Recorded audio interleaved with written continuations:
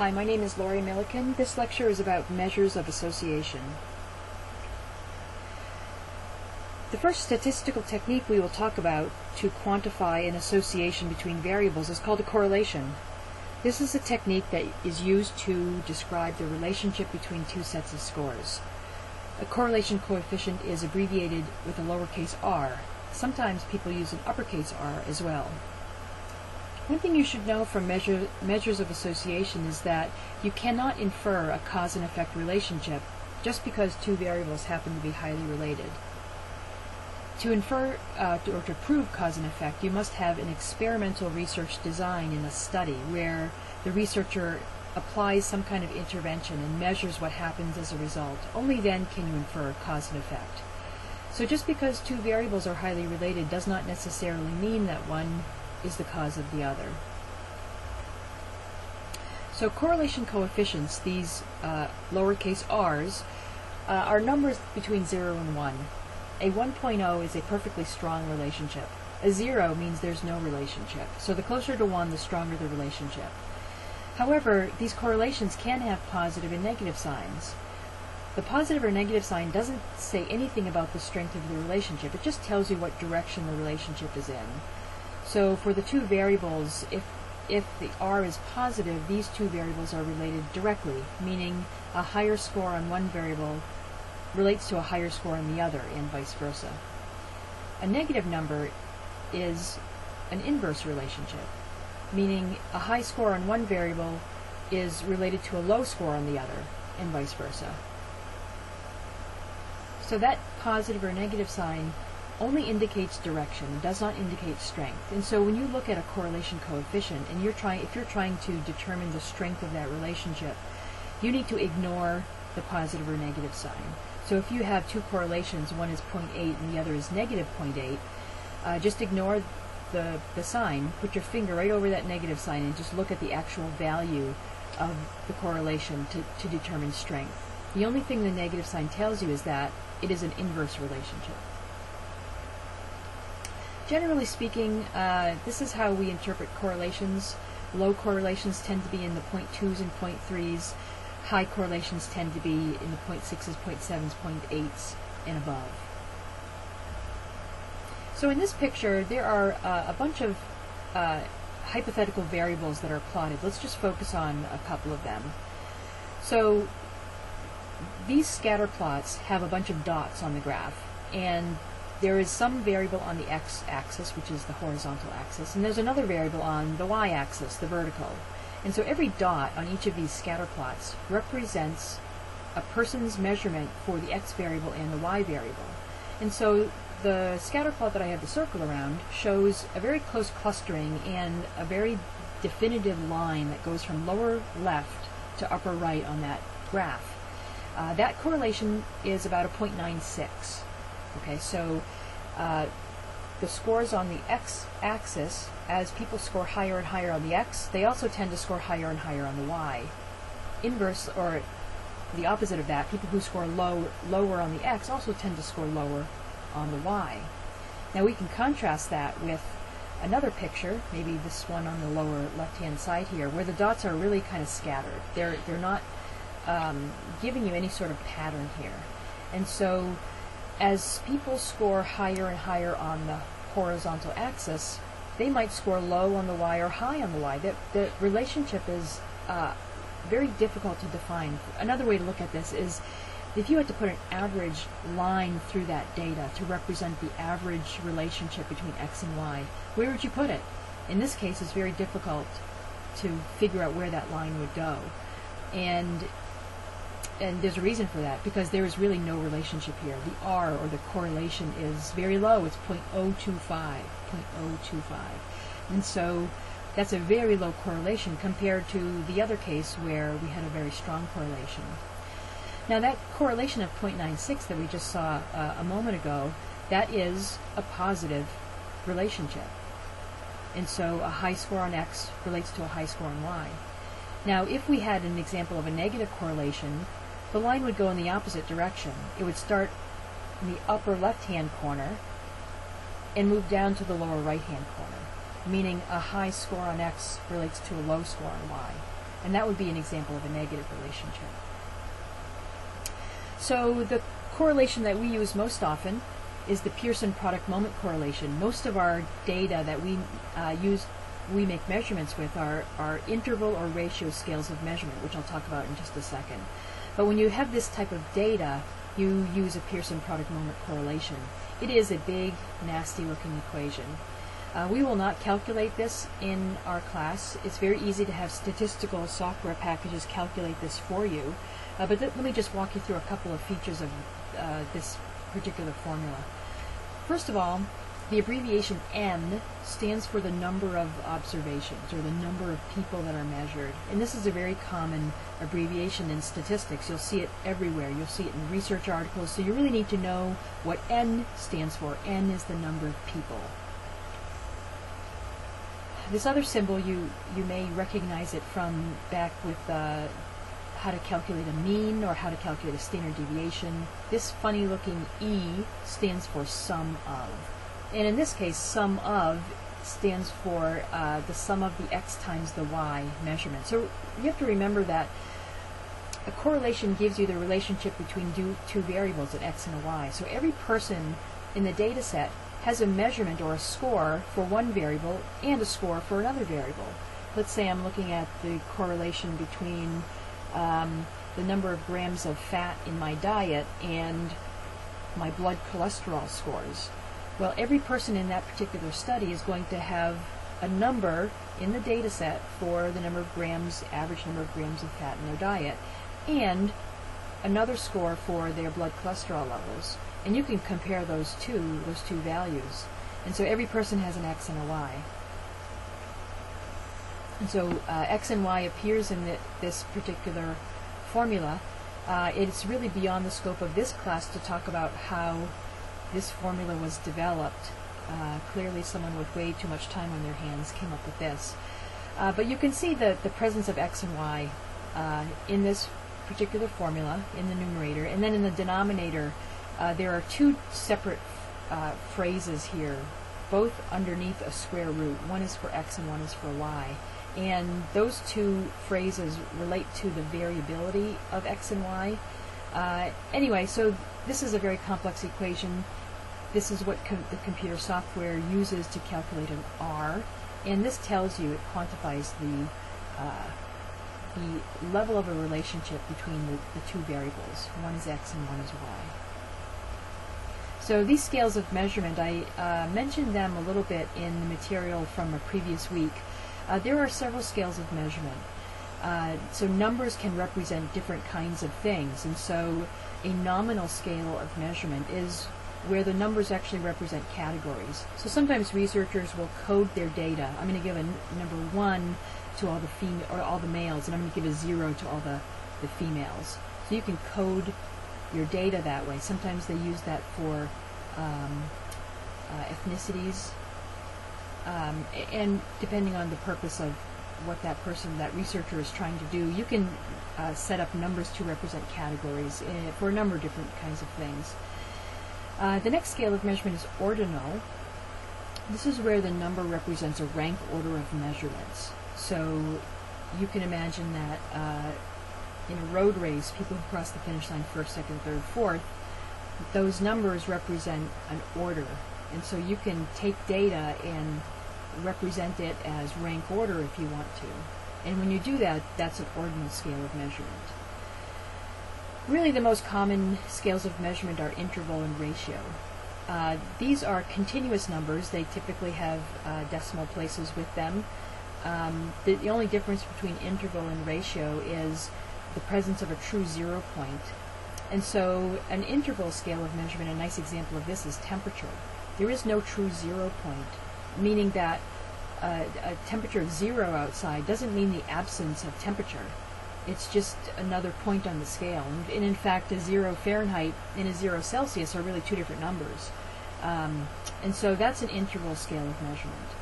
Ratio, on the other hand, has an absolute 0 point. And so if you measure a height of 0, that means there is no height. Or a weight of 0, there is no weight. Or you measure a blood pressure of 0, there is no blood pressure. Okay, so that scale of measurement has an absolute 0 point. And for both interval and ratio, the numbers represent equal units between the measurements. So if you go from 10 to 20, the difference between 10 and 20 is the same difference as between 50 and 60.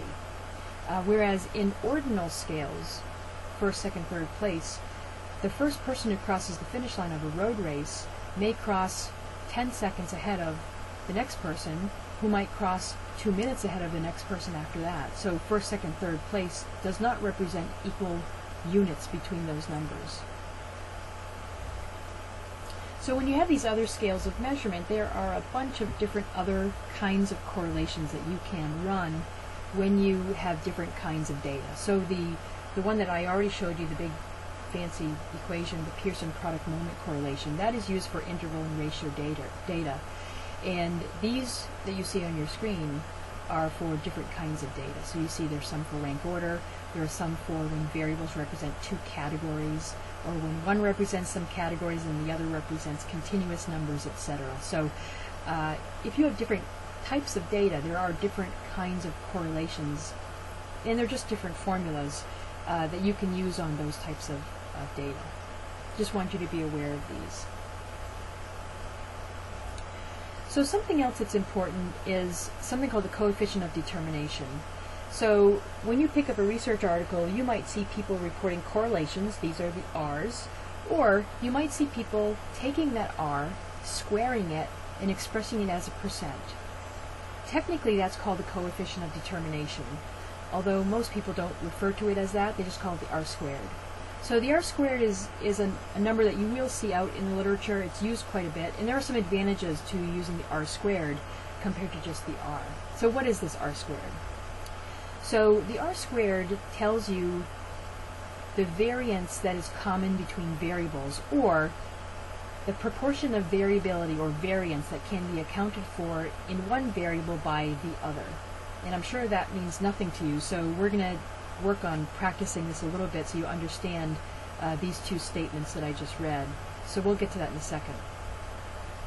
So if the R squared is high, the two variables tend to be affected by common factors. And we'll go through some examples coming up. The advantage of an R squared is that an R squared can be directly compared to another R squared, whereas an R cannot be directly compared to another R. So for example, if you have an R of 0.8 and an R of 0.4, the 0.8 is not 2 times the strength of a 0.4. You can't compare those numbers that way. What you have to do is you have to take those numbers and square them, and then compare them. So you take the 0.8 and square it, and it becomes a 0.64. You take the 0.4 and square it, and it becomes a 0.16. And so the reality is that the 0.64 is 4 times stronger than the 0.16. Okay, and that's a very different scenario than if you were to just try to compare the R's directly. You can't do that. So there is a reason why, mathematically speaking, you cannot make that comparison. You have to square these things first. And what happens is you'll see people reporting R squareds in the literature, and they will do some things with the R squareds, like sometimes they will subtract them, they will add them, and so you can do those kinds of mathematical manipulations with an R squared, and you can't do that with an R. So the R cannot be directly compared to another R, but the R squared can. So what you do is you take your R's and you square them so you can do that comparison. And you'll start getting the hang of this as we go through some articles throughout the scope of this course. So here's an example. This is some real data that I was involved in collecting. We were measuring some children who were involved in a strength training program at a local YMCA. And so these kids, let's see, how many kids? Count the dots on this graph, and that will be how many kids were in the study. Looks like there are about 12 of them. So there are 12 children who were measured. We measured how strong their legs were. We measured their leg press strength. This is on one particular machine, which is the leg press. And then we made note of their age. And so what we wanted to see was whether age and leg press strength was related. And we had the computer put a line of best fit through the data.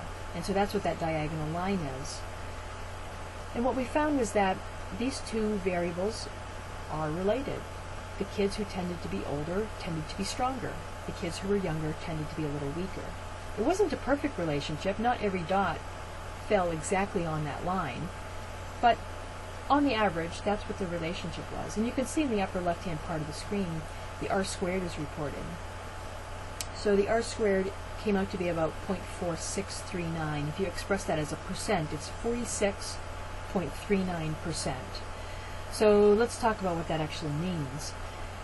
So first of all, I want you to make a note that the y-axis, the y variable, the leg press strength, the scores for that variable ranged from somewhere around in the 70s, if you look at that, the very lowest dot, and just read where that hits the y-axis. So I don't know, 70, 75, somewhere around there.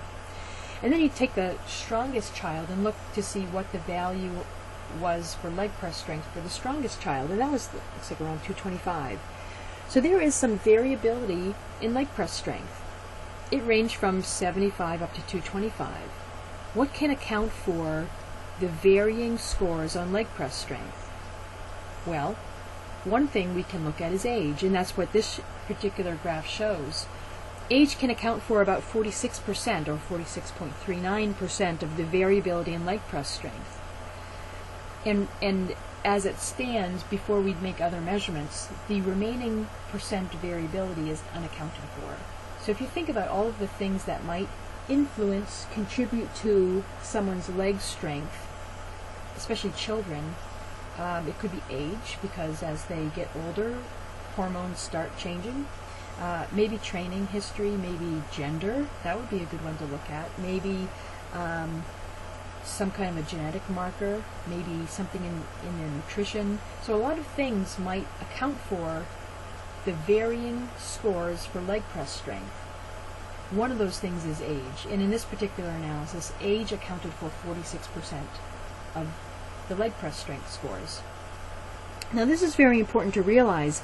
That R squared of 0.4639, if you take that 0.4639, tap it into your calculator, and press the square root button, you will get the R.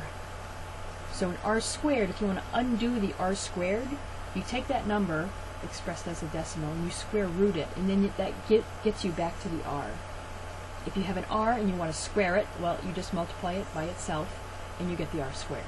So you can go back and forth between R and R squared, and you might be asked to do that on some of the quizzes in this class. So another measure of association is something called regression. And you can have a simple regression or a multiple regression. A simple regression is a method used to determine the relationship between just two variables, an x and a y, and you'll see that regression and correlation are redundant techniques. They are, for all intents and purposes, the same kind of technique. Regression, however, allows you to be able to add more variables to do multiple regression. And so regression analysis can be used to compare variables, but also you can use it to predict one variable from another. And so we'll see another example of this as we go along. So this simple regression is identical to that Pearson product moment correlation. The R, or the R value that you get from regression, is the same that you get for the correlation. It's interpreted the same way. 0 is no relationship, 1.0 is a perfectly strong relationship, and the positive and negative sign shows direction. And so that's the same thing as correlation.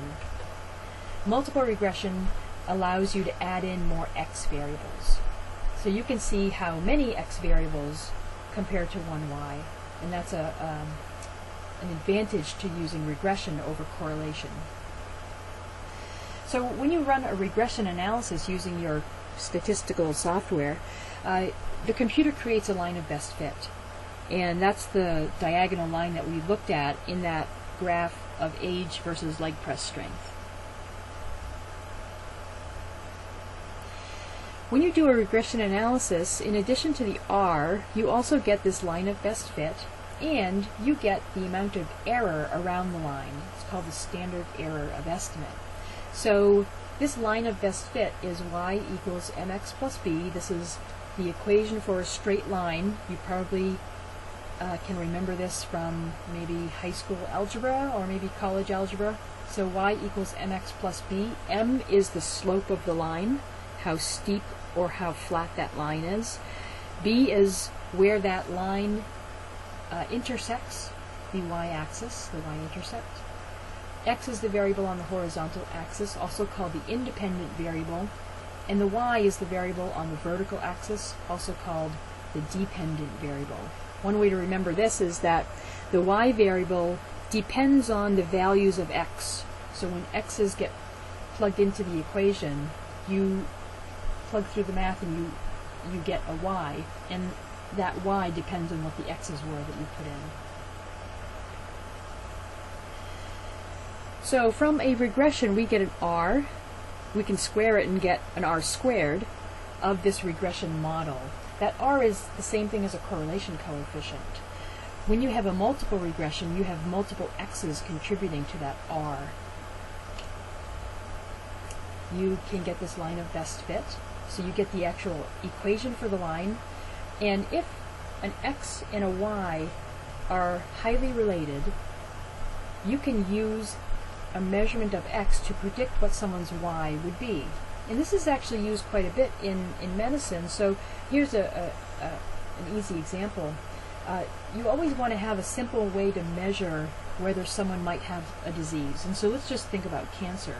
There are various markers that you measure to see if someone has cancer. For prostate cancer, there is something in the blood that you can measure to see if someone likely has prostate cancer.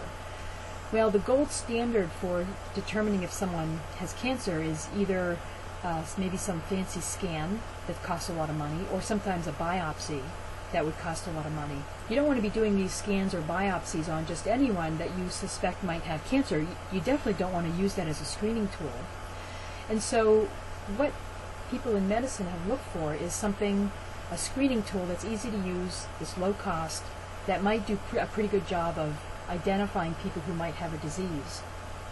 Well, when they come up with those screening tools, what they do is they take something that they think might do a pretty good job of determining who has the disease, and they compare it to that gold standard, the biopsy, the scan. And so in the study that they use to establish the effectiveness of that screening tool, they take a group of people and they measure the new easy thing that they're trying to validate, and they measure whether the group of people actually has the disease or not by using a fancy, expensive technique. And then what they do is they plot it on a graph and they do regression. And so the X variable is that new screening tool, and it gets compared to the Y. And the Y is the score or the result of that high-tech tool. And so what you get is this line of best fit, and you can take someone's score from their X variable, plug it into the equation, and predict what the outcome is in the Y. So you can compare these two measures of disease. And so if an X variable does a pretty good job predicting the Y, then you can use the X to replace the Y in practice. And so everyone doesn't need to go out and have the big, fancy, expensive test. They can do a screening test. And so there are lots of cases where very simple tests have been developed and validated compared against a gold standard of sorts. Anyway, the R from the regression, the line of best fit, and the standard error of estimate is important in those kinds of studies. And so if you're trying to measure an X variable and predict what the Y might be, the standard error of estimate gives you the error rate of that estimate. So it's almost like the standard deviation of the line of best fit. And so we'll talk about this a little bit more in a second. But if you are estimating a Y variable from someone's X based on a previously determined regression equation, that estimate of Y is accurate plus or minus the standard error of estimate. So this is important, the standard error of estimate. If you take an X value that you measure in someone and then plug it into the line of best fit equation that was previously developed, and you predict what their y must be, that prediction is accurate, plus or minus the standard error of estimate. Okay. The other thing you get is this, well, it's actually part of the line of best fit, it's the slope. The slope for that x, and if you have many x's in the equation, as in a multiple regression equation, you have many slopes. And so in the research literature, you will often see the term beta coefficient. And the beta coefficient is another word for slope. And so sometimes you'll see people reporting a beta coefficient. And so beta coefficients can be positive or negative, and it shows the direction of the relationship. X is related to y positively when the slope is positive, and x is related to y negatively when the slope for x is negative. And so a slope's positive or negative sign shows the direction of the association between x, that x and y. That slope also depends on the unit of measure of x. And so we'll see that in the example I have coming up. And so the size of the slope depends on whether x was measured in inches or centimeters, etc. But you can actually standardize the beta coefficient so that you can look to see in any given regression equation how much weight one variable carries compared to another. And so once you standardize and account for the different units of measure of all of the x variables in an equation, you can compare one to another to see which one carries the most weight. The bigger the standardized the standardized beta coefficient, the more weight it carries in the equation. So here is our relationship again between age and leg press strength.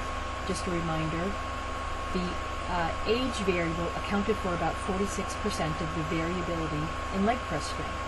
Now if we wanted to, we could turn this very simple regression into a multiple regression by adding in more x's. And so if age accounts for 46%, if we add another variable to this analysis, we could see if that r squared goes up.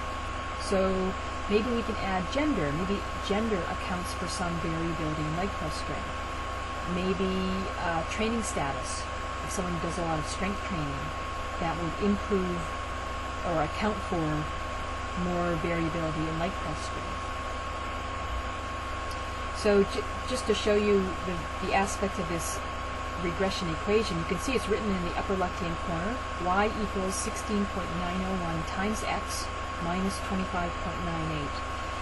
That is y equals mx plus b. The m, the slope, is the 16.901, and the y-intercept is the negative 25.98. And so I took a red line and I extended that line of best fit so you could see that indeed that line of best fit crosses the y-axis in the negative side, so it actually crosses exactly at 25.98. And then the steepness or the flatness of that line is the slope, rise over run, the change in y over the change in x.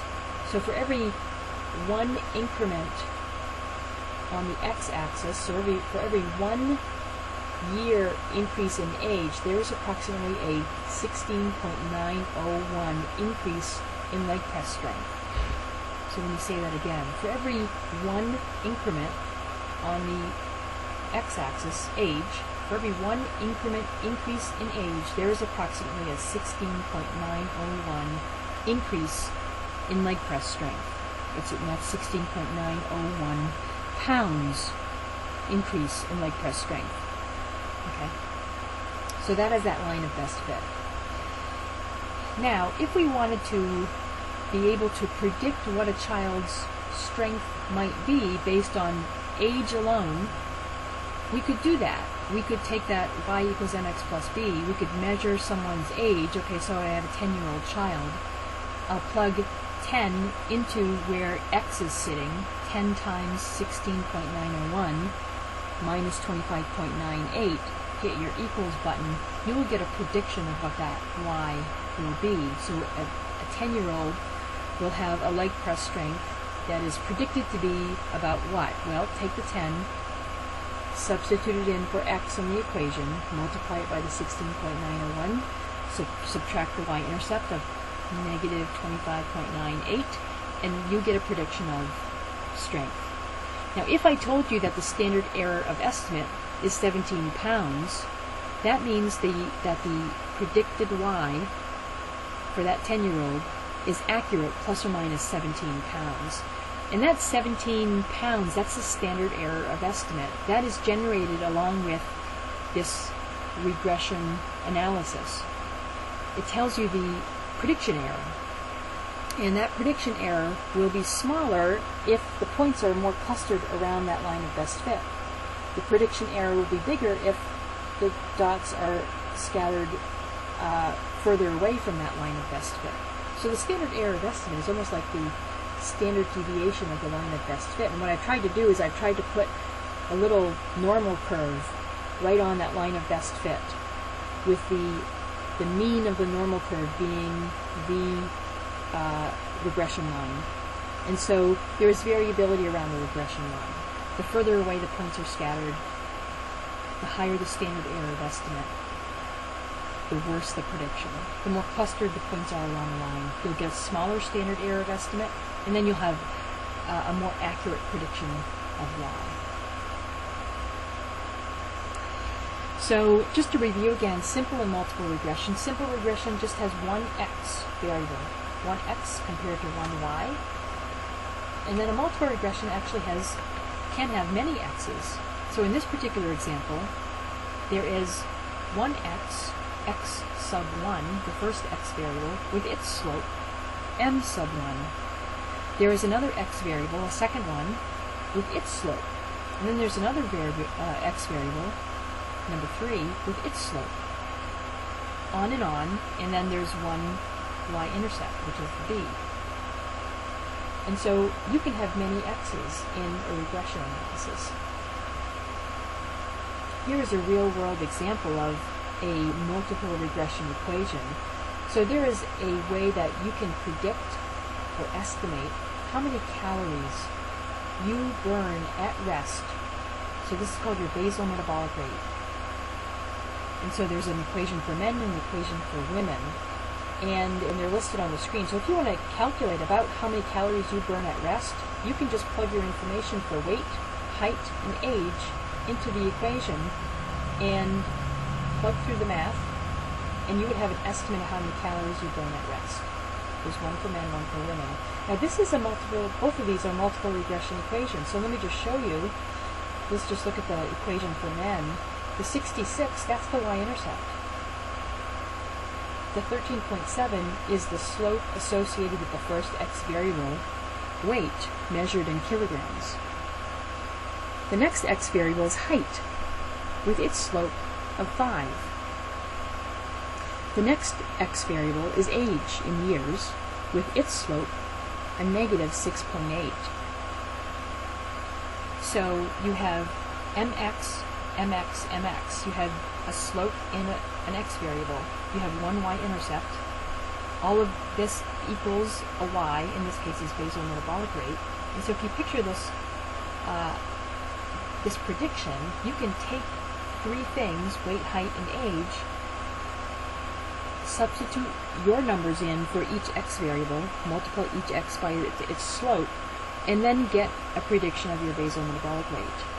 If we had the standard error of estimate with each of these equations, you would know how accurate that prediction is. It would be plus or minus a certain number, which is the standard error of estimate.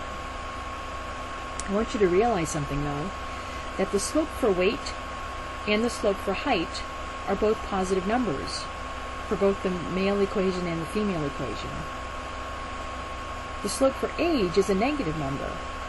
So this means that weight and height are positively related to basal metabolic rate. The taller you are and the heavier you weigh, the higher number of calories you burn at rest. Whereas age, as you get older, your basal metabolic rate decreases. A higher age is related to a lower basal metabolic rate. And so just by looking at the numbers in this equation, you can pick out the slope and each x variable, you can pick out the y-intercept, and you can see if these slopes are positive slopes or negative slopes. Now, what's not on this particular slide is, like I said, the standard error of estimate for each of these equations. So how accurate are these predictions? Age, height, weight, predicting basal metabolic rate. How accurate? Well, if they reported the standard error of estimate, which they should if you go back to this original paper, you would know how accurate these estimates are. The other thing that's not on here is the correlation, the R. How well do age, weight, and height relate to basal metabolic rate? And you have to have a strong relationship for weight, height, and age to replace a direct measurement of basal metabolic rate. So basal metabolic rate is actually really tough to measure. You have to go into the lab. They need specialized equipment. You have to go in under certain conditions, fasting, and you have to relax. It takes a long time to measure this. You have to have specialized equipment. So it's a big deal to actually directly measure basal metabolic rate. And so people were looking for an easy way to replace that measurement. And they found that weight, height, and age together predicted basal metabolic rate pretty well. And so those three X variables related to the Y pretty strongly. And those three could be used to replace the direct measurement of basal metabolic rate. So in summary, we've been talking about the R and the R squared, which are numbers that help us quantify the strength of a relationship between two variables or sometimes many X's and a Y. Regression equations have an X and a Y variable. X's are the independent variables and the Y is the dependent. Each X has a slope. If there are many X's, it is a multiple regression equation. If there's just one X, it's a simple regression equation. And of course, for any line of best fit or any equation for a line, you need a y-intercept as well. When you do regression analyses, or most likely you have the computer do them for you, you get the R, you get the line of best fit, and you get this standard error of estimate. If you wanted to use the X's to predict the Y, how accurate would those predictions be? That's given to you by the standard error of estimate. And I've already talked about simple versus multiple regression. So as you go through reading some of the content, we will start looking at some articles and looking at how people present the either correlation or regression results in research articles. So hopefully you'll start getting the hang of interpreting some of those results. Also, there are some examples of how to calculate these things. If you're interested, posted on the website. You will not have to calculate any of these by hand in this course. There are computer software packages that are much more adept at that. But if you are interested and want to see how it's calculated, I've given you some examples of that online. The last thing I want to talk about is this p-value. We've talked about it earlier in this course already. The p-value is the level of statistical significance. And you will see p-values reported along with the results from correlations and regressions. So the R or the R squared can be statistically significant or not. Also, you can look at the statistical significance of each X variable in an equation. So sometimes you can have many X's in a regression equation being compared to one Y, and some of the X's are significantly related and other X's are not. And so you can have a p-value with each X variable. And so you'll see p-values reported that coincide with the R or the R squared, and you'll see p-values reported with each individual X variable in an equation as well. So you'll see those p-values out there in the research articles as well.